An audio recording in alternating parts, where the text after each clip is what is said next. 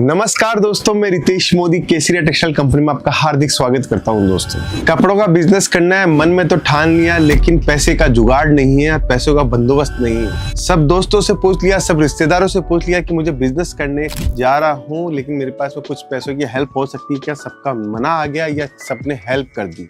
कोई भी मैटर हो सकता है, लेकिन सरकार की क्या सुविधा और बैंकों की क्या सुविधा है लोन के लिए, मैं आज आपको बताने चाह रहा हूं। क्योंकि हमारे पास में बहुत सारे क्वेश्चंस आए थे, सर हमें कपड़ों का बिजनेस करना है, क्या लोन मिल सकता है, और लोन मिल सकता है तो उसकी प्रोसेस क्या है और हमें लोन लेना कैसे चाहिए। ये एक बहुत बड़ा मैटर आ चुका है आज केसरिया टेक्सटाइल कंपनी के व्यापारियों के साथ में, क्योंकि वो अननेसेसरी लोन के ऊपर उठा के पैसा अपना बिजनेस स्टार्ट कर रहे हैं और इंटरेस्ट रेट इतनी दे रहे हैं जिससे वो चुका नहीं पा रहे। देखिए, केसरिया टेक्सटाइल कंपनी ये बोलती है कि आप 25-50 हजार रुपए की लागत से अपना बिजनेस स्टार्ट कर सकते हो। कभी कभी क्या होता है, हमारे पास में दुकान है, हमारे पास में कैपिटल भी है, लेकिन कैपिटल शॉर्ट पड़ गई।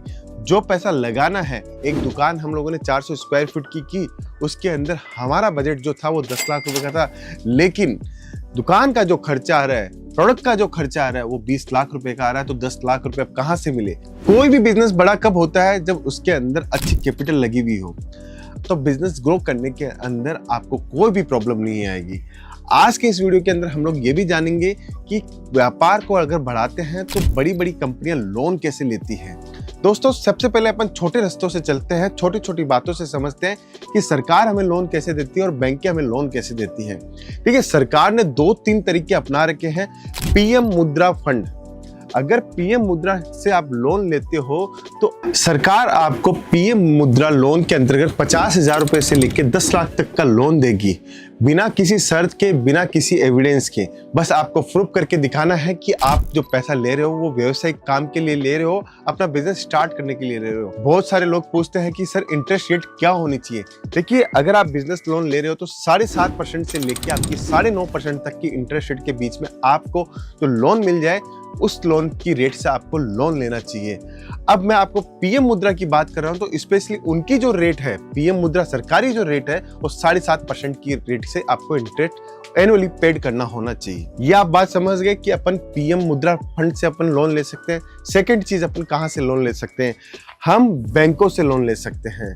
अगर हमारे पास में कोई प्रॉपर्टी है जिसके ऊपर हमें लोन लेना है, आपको बैंक पे जाके अपने कागज दस्तावेजों को प्रूफ करके आपको लोन बैंक से भी मिल सकता है।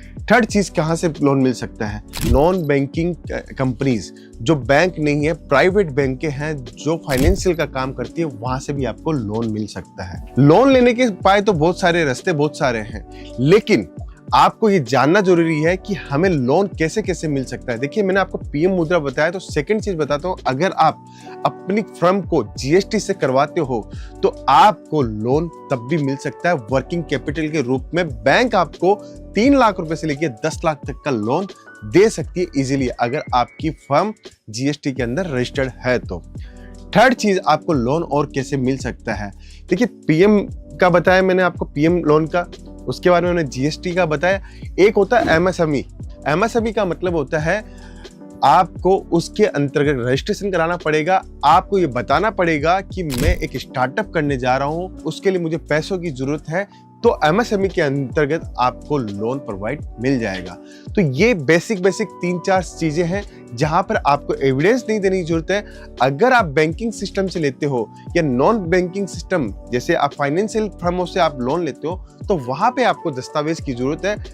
और दस्तावेज की जरूरत कहाँ नहीं है? जो सरकारी काम है, जैसे वो मुद्रा लोन मैंने बताया, जैसे मैंने आपको जीएसटी का अगर सर्टिफिकेट करके आप फर्म खोलते हो तब आपको बिना दस्तावेज के मिल जाएंगे। एमएसएमई के अंदर अगर आप रजिस्टर्ड हो तो आपको लोन मिल जाएगा। तो इससे आप बिजनेस कर सकते हो। 7.5% से लेके 9.5% तक का इसके अंदर हमारा इंटरेस्ट रेट होना चाहिए। दोस्तों, कभी भी 11%, 12%, 15%, 18% का इंटरेस्ट रेट लेके बिजनेस नहीं करना चाहिए।